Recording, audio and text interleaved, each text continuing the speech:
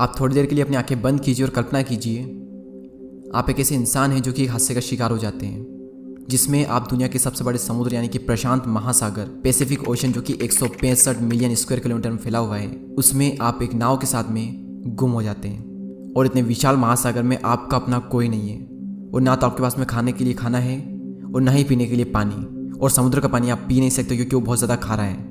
और वापस जाने के लिए आपके पास में कोई साधन नहीं है। आपको नहीं पता है कि आप समुद्र में किस जगह पर हो और आपको कहाँ जाना है। कई सारे बड़े बड़े जहाज आपके नज़दीक से गुजरे लेकिन उनमें से किसी की भी नज़र आप पर नहीं पड़ी। आप सिर्फ एक उम्मीद पट्टी क्योंकि कोई आएगा जो कि मुझे यहाँ से निकाल करके ले जाएगा, लेकिन वहाँ पर कोई नहीं आता। आप अपनी आंखें खोल सकते हैं और भगवान का शुक्रिया अदा कीजिए कि ये सिर्फ एक इमेजिनेशन थी। लेकिन आज जो कहानी मैं आपको सुनाने वाला हूँ वो कोई इमेजिनेशन नहीं बल्कि एक रियल लाइफ स्टोरी है। और इस कहानी को सुनने के बाद में आपके रोंगटे खड़े हो जाएंगे। और ये कहानी है जोस सल्वाडोर एल्वरेंगा की, जो कि एक बहुत ही अच्छा मछुआरा था। बात है 17 नवंबर 2012 की। ये वो तारीख है जब एल्वरेंगा मेक्सिको के एक छोटे से गांव से निकला और गहरे समुद्र में मछली पकड़ने के लिए उतर गए। और मैं आपको बता दूं कि जिस समुद्र में वो उतरा था वो दुनिया का सबसे बड़ा ओशियन था, पैसिफिक ओशियन, यानी हिंदी में प्रशांत महासागर। और ये महासागर इतना बड़ा है कि इस पृथ्वी पर जितनी भी ज़मीन, रेगिस्तान, बर्फ, नदी, तालाब, झरने जितना भी है, इन सबको अगर मिला भी दिया जाए तो भी वो इस महासागर की बराबरी नहीं कर सकते। उस वक्त एल्वरेंगा के साथ में उसका एक दोस्त भी था और एल्वरेंगा का प्लान था कि वो 30 घंटे तक मछली पकड़ने के लिए निकलेंगे। और उसके हिसाब से उन्होंने अपने लिए खाना और पानी लिया था, लेकिन किस्मत को कुछ और ही मंजूर था। थोड़ी देर तक तो सब कुछ प्लान के अनुसार ही चला, लेकिन तभी एक खतरनाक तूफान ने दस्तक दी। शुरुआत में हल्की हल्की हवाएं चल रही थी और थोड़ी थोड़ी बारिश हो रही थी, लेकिन एल्वरेंगा ने उसे इग्नोर किया और आगे बढ़ता चला गया। लेकिन एल्वरेंगा को क्या पता था कि ये रिस्क उसे कितना भारी पड़ेगा। जब हवाओं की रफ्तार बढ़ी तो एल्वरेंगा समझ चुका था कि एक बहुत ही खतरनाक तूफान यहाँ आने वाला है। एल्वरेंगा ने नाव घुमाई और फिर से उसी दिशा में चल दिया जहाँ से वो आया था, लेकिन तब तक बहुत देर हो चुकी थी और वो दोनों तूफान का शिकार हो गए। एल्वरेंगा ने पूरी स्पीड में नाव को भगाया और जैसे तैसे तूफान से लड़ करके अपनी मंजिल पर पहुंचने वाले थे और तभी उनकी नाव का फ्यूल खत्म हो गया। और एक और बुरी बात कि उनके पास में नाव को चलाने के लिए कोई चक्कू नहीं थे और समुद्री लहरों ने उनकी दिशा मोड़ दी और उन्हें विपरीत दिशा में फिर से धकेल दिया। उनके पास कोई चारा नहीं था, बस एक आखिरी उम्मीद उनके पास थी, जो कि था उनका रेडियो, जिससे वो कॉन्टेक्ट कर सकते थे टीम से। लेकिन सामने से कोई रिस्पॉन्स आए उसका वेट करते करते उनके रेडियो की बैटरी खत्म हो जाती है और इसी के साथ उनकी आखिरी उम्मीद भी। उन्हें अब नहीं पता कि उनकी मंजिल अब किस दिशा में है और अब वो अपनी मंजिल से 400 किलोमीटर दूर आ चुके हैं। समुद्र इतना बड़ा, उनकी नाव इतनी छोटी कि रेस्क्यू टीम भी उन्हें ठीक से नहीं ढूंढ पाई। बुरे में और बुरा उनके साथ में ये हुआ कि वो जितना भी खाना पानी अपने साथ में लाए थे और जितनी भी मछलियाँ उन्होंने पकड़ी थी वो सब कुछ उन्होंने समुद्र में फेंक दिया था, जिससे कि नाव जो है वो स्पीड में चल सके। भूख से उनका हाल बेहाल हो चुका था और हालात उन्हें उनसे वो करवाया जो कि वो सपने में भी नहीं करना चाहते थे। अपनी भूख को मिटाने के लिए उन्होंने अपने हाथों से समुद्री जानवरों को पकड़ा और उन जानवरों को उन्हें कच्चा ही खाना पड़ा। और अपनी प्यास बुझाने के लिए बारिश का पानी पीते थे, लेकिन जब बारिश का नामो निशान दूर दूर तक नहीं होता था तब आप मानेंगे नहीं, उन्होंने जानवरों का खून और अपना पेशाब पिया। मेंटली उन पर कितना टॉर्चर हो रहा था हम सबके लिए ये इमेजिन करना भी मुश्किल है। और जैसे तैसे उन्होंने 4 महीने गुजारे, लेकिन एल्वरेंगा का जो साथी था वो इस टॉर्चर को बर्दाश्त नहीं कर सका और उसकी मौत हो गई। अब एल्वरेंगा अकेला पड़ गया, उसके साथ में बात करने के लिए कोई नहीं था। वो अकेला ही संघर्ष कर रहा था।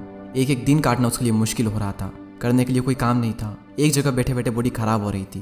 रात में वो तारों को देखता रहता और सोचता काश यहाँ पर कोई आए और मुझे यहाँ से निकाल करके ले जाए, लेकिन वहाँ पर कोई नहीं आया।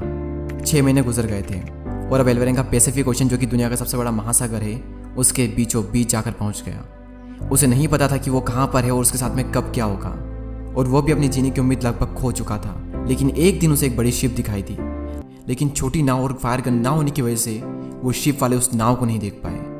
एल्वरेंगा ने खूब आवाज़ें दी, खूब हाथ दिखाया, लेकिन किसी की नज़र उस पर नहीं पड़ी और 6 महीनों बाद मिली एक उम्मीद भी फिर से मर गई।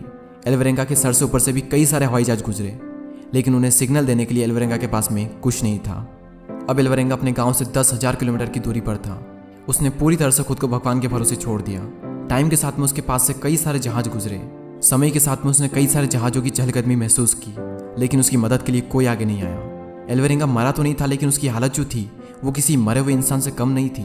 वो तो एल्वरेंगा की जीने की चाहत ही थी, जिसकी वजह से एल्वरेंगा 400 दिनों तक इतना टॉर्चर सहने के बावजूद भी जिंदा रहा। और एल्वरेंगा ने ऐसे में एक वर्ल्ड रिकॉर्ड बना लिया था, जो कि इस पूरी दुनिया में चाह कर भी कोई भी बनाने की सोचेगा तक नहीं। बिना किसी सोर्स के अकेले समुद्र में 400 दिन तक रहना।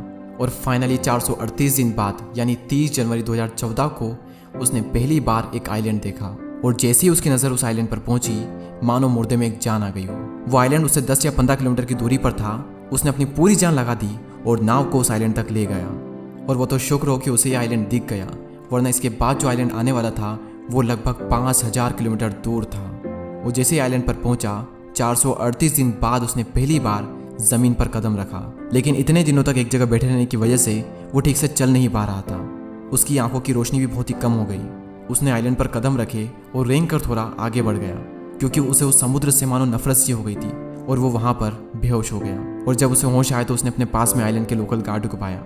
गार्ड ने तुरंत ही टीम से कॉन्टेक्ट किया और उन्हें एल्वरेंगा के बारे में बताया। एल्वरेंगा को अपने देश वापस भेज दिया गया। एल्वरेंगा जब वापस अपने परिवार के पास में पहुंचा तो सभी की आंखें खुली की खुली रह गई, क्योंकि सब ये मान चुके थे कि एल्वरेंगा अब इस दुनिया में नहीं रहा। और सबसे ज़्यादा खुशी एल्वरेंगा के माता पिता और 14 साल की उसकी एक बच्ची जिसका नाम फातिमा था उसको हुई। तो ये थी एक ऐसे इंसान की कहानी जो कि 400 से भी ज़्यादा दिनों तक एक समुद्र में अपनी हिम्मत के दम पर रहा। क्या सीखने को मिलता है इस कहानी से कि एक इंसान क्या कुछ नहीं कर सकता। कुछ भी ना होने के बावजूद भी उसने 400 दिन गुजार लिए, और वो भी ऐसे में जब उसके पास में कुछ नहीं था, ना खाना ना पानी, ना ही ठंड गर्मी से बचने के लिए कोई साधन नहीं था। क्योंकि जब इंसान के अंदर चाहत होती है ना कुछ करने की, तब हालात चाहे कितने भी बुरे क्यों ना हो, वो इंसान को नहीं हरा सकते। हालात हमसे कैसे भी काम करवा ले हम कर जाएंगे। और इतना बुरा तो आपके साथ में नहीं होगा ना जितना बुरा एल्वरेंगा के साथ में हुआ। उसके साथ में हर बुरी चीज़ हुई सिवाय एक बुरी चीज़ के कि वो मरा नहीं। उसके अलावा उसके साथ में हर बुरी चीज़ हुई। इतना टॉर्चर सहा उसने 438 दिनों तक। तो हालात चाहे कैसे भी क्यों ना हो, एक बार इस कहानी को याद कर लेना और तब पता चल जाएगा कि तुम्हारे हालात कितने गुना अच्छे हैं। तुम सिर्फ अपनी ही वजह से रुके हुए हो। ये रियल लाइफ स्टोरी अगर पसंद आई हो तो शेयर करना ना भूलें और सब्सक्राइब करके हमारी कम्युनिटी का पार्ट बने। अगले वीडियो में फिर मुलाकात होगी। जय हिंद।